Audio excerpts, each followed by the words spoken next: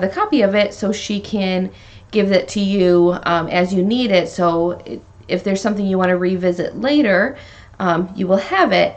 And then I also did this in my studio so that you can see. I also very recently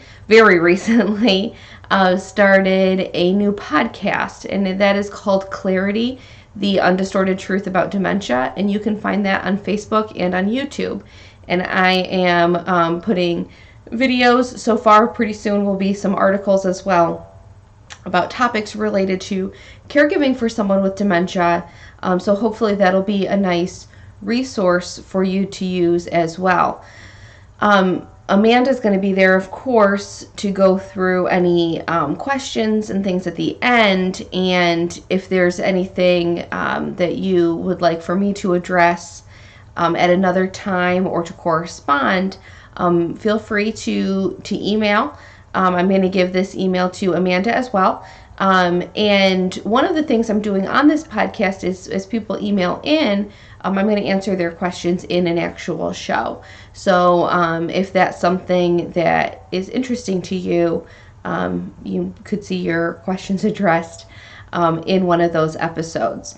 So I don't want to spend too much time talking about that today because I want to get to our topic, but this just seemed like a nice time to just be able to explain that and talk to some people who I know it's relevant to give that to you as a resource. It's not something that I'm paid for. It's something that is just purely for people's information and to share with each other. So please come check it out. Follow the page on Facebook, and you can subscribe to that channel on YouTube. That way it'll alert you when there's new videos and new information being put out there. So let's dive into this topic of grief. Grief is something that a lot of people experience, and a lot of people start experiencing it before they actually recognize that it's a grieving process that they're going through. This is particularly true for people with dementia and people who are caring for someone with dementia. There's actually a psychological term for this that is called ambiguous loss. And what ambiguous loss is when you start to grieve someone who is gone, when they are psychologically absent, but their body is still present. Or we can also apply that to their personality. Their personality has changed. The person you used to know is gone mentally, even though their body is still with you. We can also grieve this in a way, this is less related to dementia, but people who have other degenerative diseases like ALS and MS also experience this as well when they start to grieve their own body while their mind is still active. That's kind of the opposite. So this is, again, what we call ambiguous loss. And the reason it's ambiguous is because you don't really know a finite end. When someone passes away, there is a distinct end, and you can say this is the day that something changed. This is the day that they left, and you have that very linear, very neat kind of package of loss. Even though loss is difficult, you don't have to explore and justify and examine as much as you do in a situation like when someone is declining physically or cognitively. So that's why it's ambiguous, is that you know that that person is gone or that they are leaving, but you don't know when the actual end is. And you don't really know when you started to lose them either. So those blurry lines surrounding the loss become difficult to rationalize, and you have a longer grieving process. It's actually very common when someone, this is something that people don't like to talk about a lot, but when someone passes after especially a long battle with dementia, most family members who have been caring for them report that their first feeling is relief before sadness. The sadness comes, of course, but they often feel very guilty that they feel relieved when they shouldn't, because the relief is not that you're glad someone's gone. The relief is that you no longer are carrying that psychological burden of this ambiguity. So that's just something to keep in mind, because we are talking about a degenerative disease. We know that this is leading towards the end of somebody's life. And if that first feeling, if that initial feeling isn't sadness, it doesn't mean that you're not sad, and it doesn't mean that you're a terrible person. It means that you've gotten some type of finality, some type of resolution to this this burden, psychological burden. Not that the person is a burden to you, though of course caring for someone is a lot of work. Even if you do it gladly, it's a lot of work. But the psychological burden of all of these gray lines, of these not wanting to be the person who is looking for signs of somebody else's death, or you certainly, even if you're trying to prepare yourself, you don't want to anticipate someone's death. But that is a psychological relief when they do pass, not because you want them to, like we said earlier, not because you want them to pass, but because that buttons up something for you psychologically. And that's why people often feel relief. So that is a perfectly normal feeling to feel. The same is true for some people, not all people, when they make that step, say for skilled nursing care.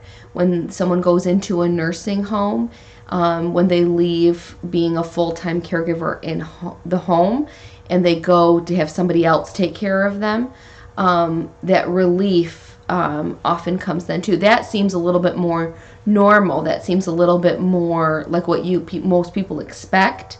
But that also has a grieving process that goes along with it. Now, why are we talking about grief when people haven't died? Why are we talking about grief to go along with changes? That might be what you're asking yourself, and that would be a perfectly reasonable, normal question to ask yourself.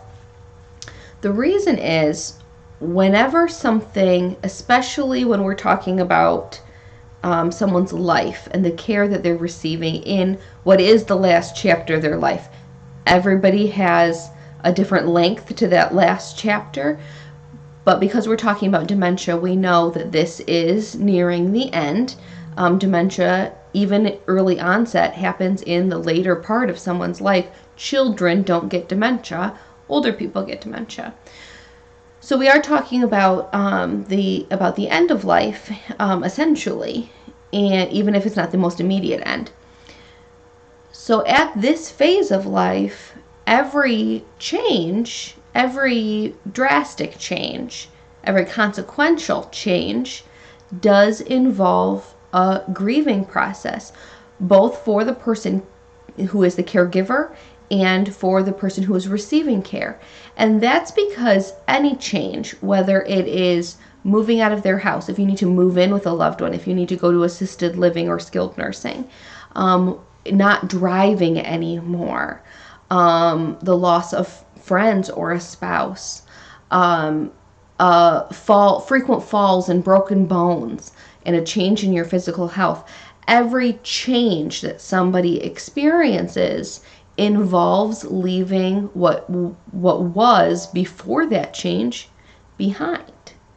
Even if it's a positive change, even if something is for that person's well-being, like let's say making a move, even if the move is going to be healthier for them, it still involves maybe leaving behind the home that they built with their spouse and raised their children in, and there's a lot of memories tied to that home that they have to leave behind.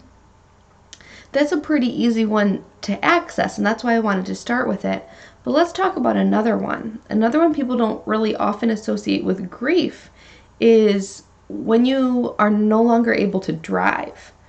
So think about when you turned 16 and you got your driver's license and you grabbed those keys in your hand, and how liberating that felt, how the world was at your fingertips and you could just accomplish anything because you had that freedom with that car. Now think about the absolute opposite of that. Think about somebody, whether this is real or not, perception is stronger than reality, but somebody taking those keys away and removing that freedom. Someone who doesn't trust you to do something that you've done forever. That is a very humbling and insulting feeling. Even if it's for their own good, there's a grieving process that goes with that because they have lost their ability in something that was so sure and something that was second nature in their life. And we can apply this principle to a lot of things. Let's talk a little bit about the stages of grief that people go through and kind of how to cope with that and how to recognize them as well.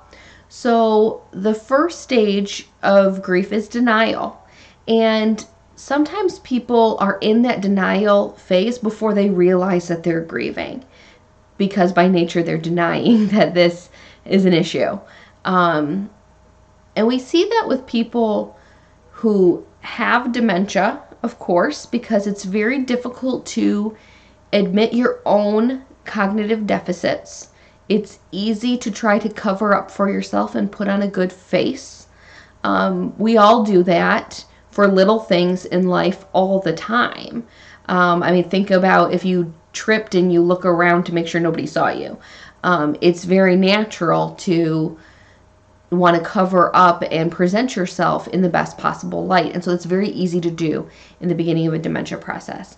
And it's also very easy for your family members and your friends to brush it off and make excuses for you as well. Because one, it's a lot easier to attribute that to something that is non-consequential, and to just ignore the reality. But also in the very beginning stages, especially, dementia can be difficult to diagnose. Usually it's not diagnosable until it's advanced quite a bit. And so that could be a reason. So there is the denial, and what we can call blissful ignorance can kind of walk hand in hand. And then there is anger. A lot of people feel angry in both roles again. Why did this happen to me? Or why am I the one who has to deal with this? There's a lot of room for anger. And anyone who's been in a caregiving role has probably seen that come out from time to time. It's easy for that person you're caring for to become angry because they don't want to be ill. Nobody chooses to have dementia. And it can also be very, very easy, and I'm going to say it's a very natural emotion. Just the fact that you're experiencing it means that it's a valid emotion for you to be angry, even if you enjoy caring for, say, your mother. Even if you feel like that's the right thing to do and that's a way to honor them and respect them is to care for them, it's very normal to feel angry and resentful at times. Sometimes letting that out and just acknowledging it, don't let it fester, but acknowledging that and saying to yourself, which we're going to talk about a little bit more later on, but saying to yourself, yeah, this isn't fair, but we're just going to do the best we can with what we've got. Just taking that moment to acknowledge it can help diffuse some of that anger, because anger really can get the best of you if you let it. The next phase of grief, so we've talked about the denial and the anger, is then bargaining. And in dementia, it's usually, like most illnesses, sometimes it comes down to, especially when you're trying to find a diagnosis, is you try to kind of weigh one thing against the other. Like, if I can do this, then it'll be okay. And you do that with dementia. People do that with dementia a lot as well. But they also, what's more common is that they try to justify abilities. This kind of slips into a little bit of the denial of it can't really be that bad because they can still do this and this and that. So some of the bargaining does come in. It's usually shorter lived as a grief phase than other illnesses when we're talking about dementia. But bargaining can creep in there pretty easily. And then the next is depression. Depression seems to be what people experience the longest. It's either going to be the anger or the depression is what seems to really take root. And that's because of this ambiguity in your loss. And so once you reach a point where you're like, this is my lot in life, it can be very depressing because you feel like you can't make any plans. You feel like having an infant sometimes, like you can't leave that person alone. Everything about your life revolves around that person. Often they don't express their appreciation the way that we would like them to because they don't always have that rational thought to understand that that's something that's important. Sometimes they aren't able to communicate at all. And then you feel like you spend your life revolved around somebody else's doctor appointments and taking them to the bathroom. And that can be a very depressing mode to live in. It can also be very depressing for the person who is experiencing the dementia when they realize, if they are able to realize before they progress too far, but when they realize that this isn't getting better and there's nothing that they're able to do to pull themselves out of it, and everything that they try to do doesn't work. That's also very depressing. And we're going to talk about dealing with depression next, after we talk about the last phase of grief. It's, again, just like anger. It's okay to recognize that you feel depressed. It's okay to talk to other people when you're feeling hopeless and helpless.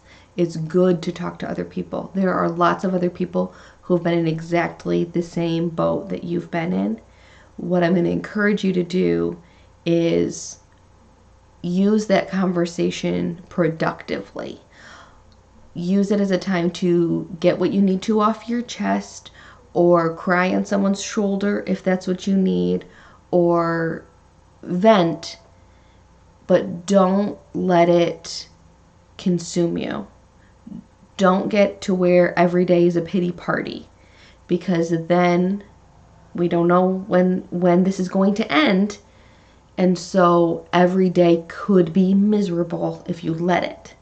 That doesn't mean fake joy and try to ignore the problem, but you can choose to look at things in a positive and productive light, or you can choose to look at it negatively and hopelessly. So like I said, we're going to talk about that a little bit more in just a minute. But the last phase of grief is acceptance.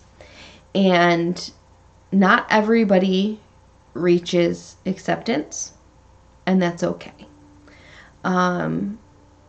Ideally, it's healthy to be able to accept what's happening. And I encourage people often to use the serenity prayer, because that's repeating something like that, or something that brings you comfort, can help you recognize that there are things that are beyond your control, and there are some things that are within your control, and you need to be able to accept and move on in the most positive and productive way possible.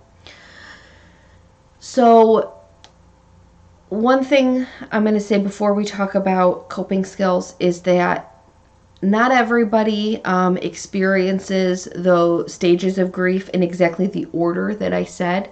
That is the most common. That's the way they are traditionally written.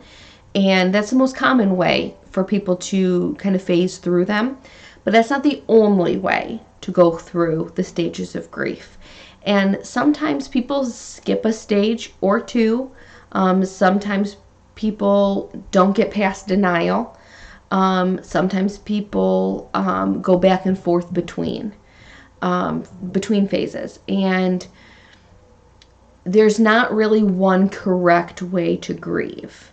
I am going to say there are unhealthy ways to grieve. It's not that they're incorrect, but there are some that are unhealthy, like we talked about, being hung up in anger, lashing out at the people around you, alienating your family. If you do go to our YouTube channel, I do have a video. It's a little bit long, but a video about communicating with your family. I'm not going to really talk about that too much today because that's like 40 minutes on its own. But if that's something you're struggling with, I would encourage you to watch that as well. But some people alienate their family. Some people isolate themselves. And those are unhealthy ways to cope with your grief. What we really need to do is you work through it however you need to, but look for productive ways. Talk to a counselor.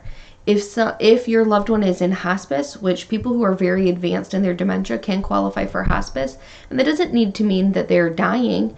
There are things that you give up with hospice, and that's something we can talk about on a different day, at a different time. But if they qualify for hospice, or if they've already passed and you're still struggling with some of the guilt, a lot of people experience guilt when they're the primary caregiver. I would argue unnecessarily, but for some people that's the feeling that they need to work through. Hospices all over do grief counseling. If that's not the phase that you're in, if you're not in a hospice appropriate phase, I would encourage people, if you're really struggling, to speak to a counselor or your pastor, a social worker, something to that effect. We have a pretty big stigma put on mental health, and just like we said, for everything, you don't need to be throwing a pity party. And if that's what talking to somebody is encouraging, is just for you to, if you leave feeling terrible, like you've just amped up all of these negative feelings in you, which sometimes happens, that's not common, but that sometimes happens, then maybe that's not the route for you. But for many people, talking to a counselor, getting some validation, having someone, just a safe space to bounce ideas off of, and just be heard, and spend some time talking about your own feelings instead of somebody else's, and focusing on somebody else's needs all the time, can be very helpful and very productive. And so I'm a big advocate for talking to professional counselors. Other things we can do is, like I kind of alluded to, spend time in prayer and meditation. I'm a big believer in prayer. I'm a Christian person, and so I believe in the power of prayer. I do have a video that's about to come up as well. I talked about hospice in 3 parts to address the mind, body, and spirit, and I do have one coming up shortly that's about it's about a lot of things, but one of the things we address in it is sometimes God says no, and how to be okay with that.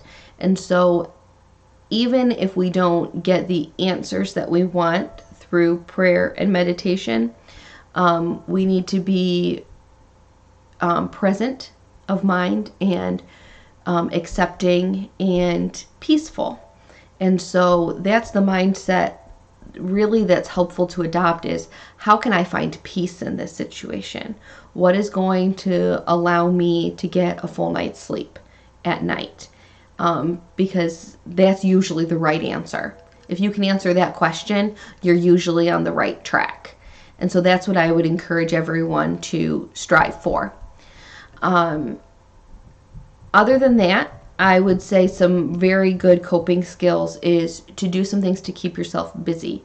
Don't be the person that is so busy that like you have to occupy every second of the day, because if you stop for a second, you're going to crash either asleep or into tears or something like that. Like you can't function unless you're doing something. That's a sign of unhealthy coping. But keep yourself busy, be productive, take joy in the small accomplishments that you've done in the day. If your only accomplishment is I washed a load of dishes today, take pride in that accomplishment. Congratulate yourself for it. Recognize that your challenges are not the same as everybody else's challenges, and your accomplishments don't have to be measured against somebody else's accomplishments.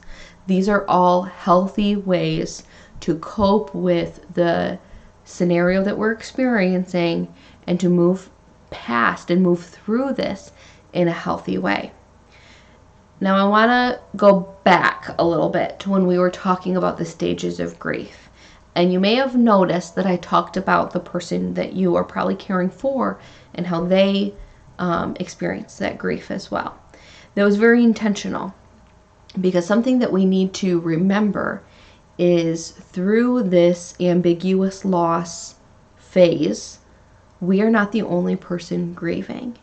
The person we're caring for is also grieving the loss of their own life and the loss of their own abilities. Even if it's not readily conscious, it's not right there at the forefront of their mind, they still grieve this loss. And originally, the stages of grief were written to help the person who was dying rationalize and move through that. We've kind of expanded it in more recent years towards the people surrounding that person and how everybody experiences grief. But there's a reason that originally it was written for that person, and it's because we often forget that that person needs to come to acceptance, and they need to be able to make peace with their own life as it is winding down. And with dementia, it becomes very tricky, because sometimes you wonder how much are they comprehending? How much is actually getting through? And is it helpful to point out that they are experiencing a degenerative disease and that they are nearing the end of their life?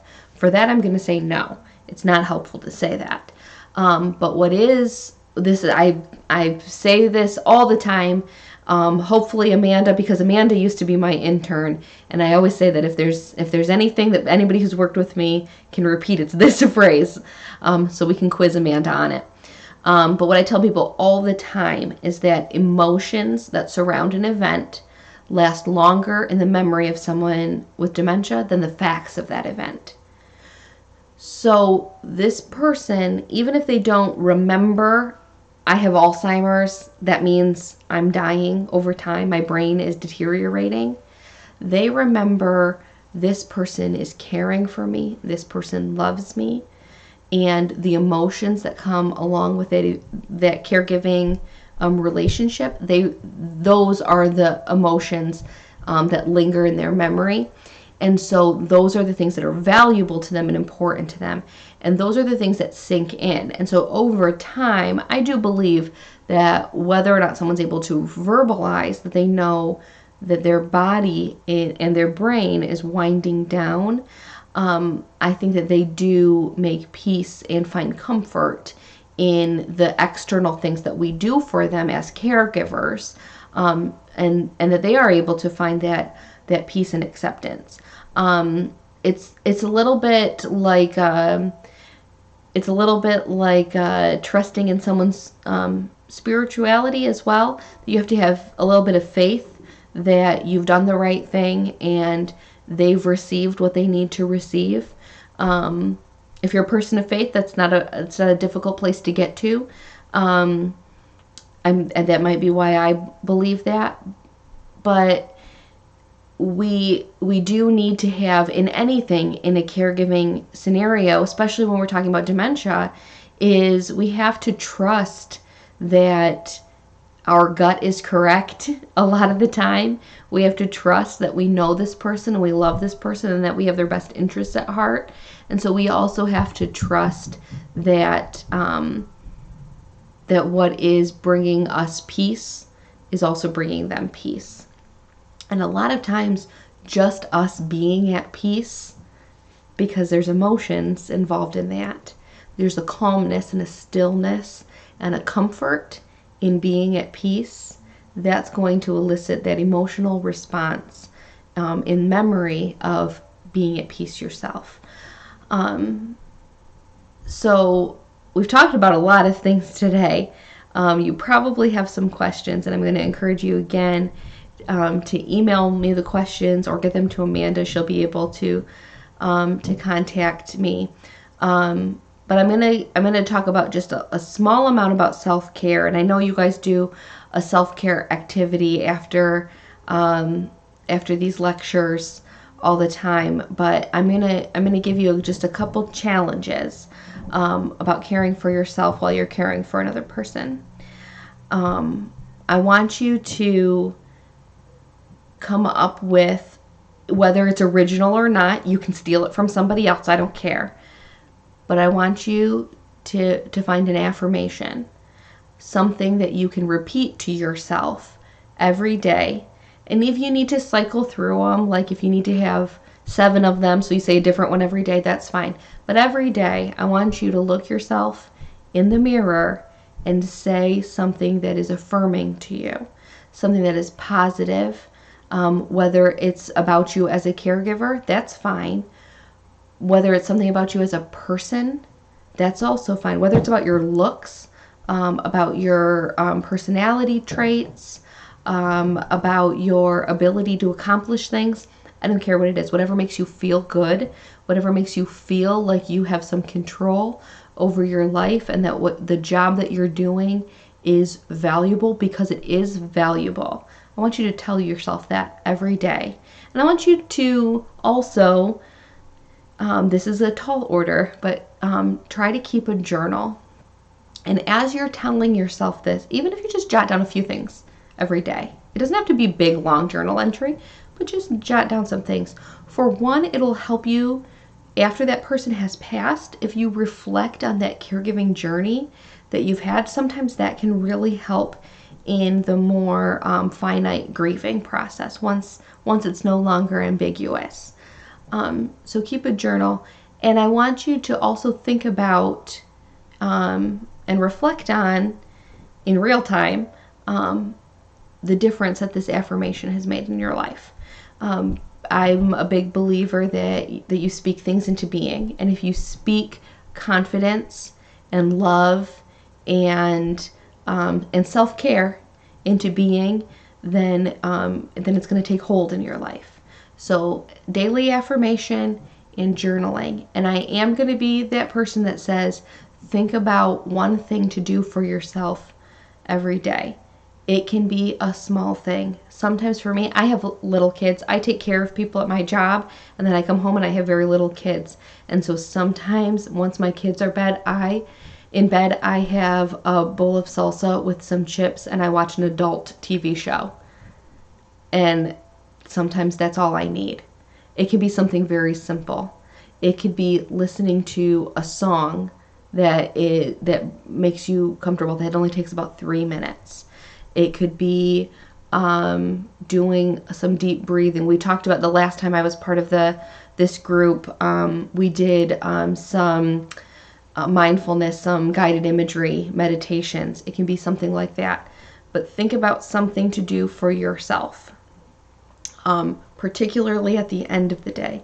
That way you can start your day with an affirmation and you can end your day with a small amount of self-care.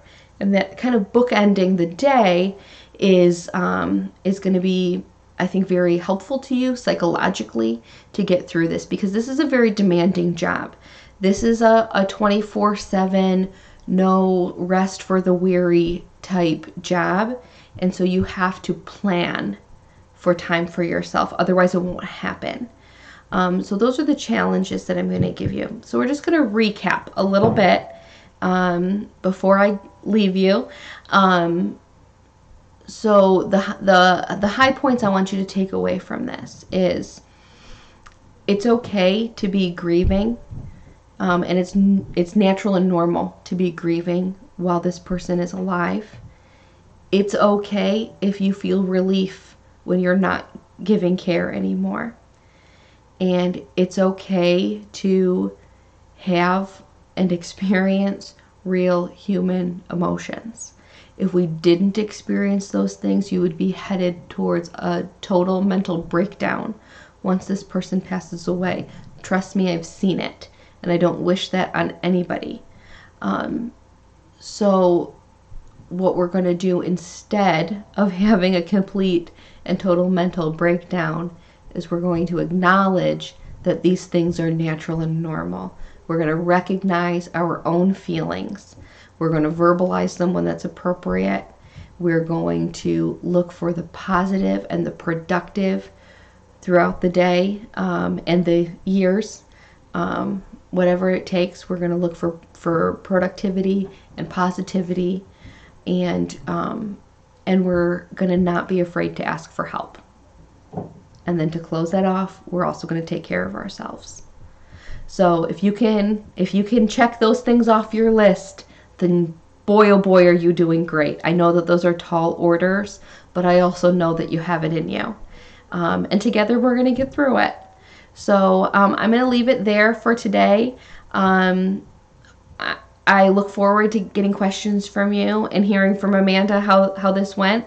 Again, I'm sorry that it wasn't in person, but hopefully the message gets out there this way, and that this was helpful.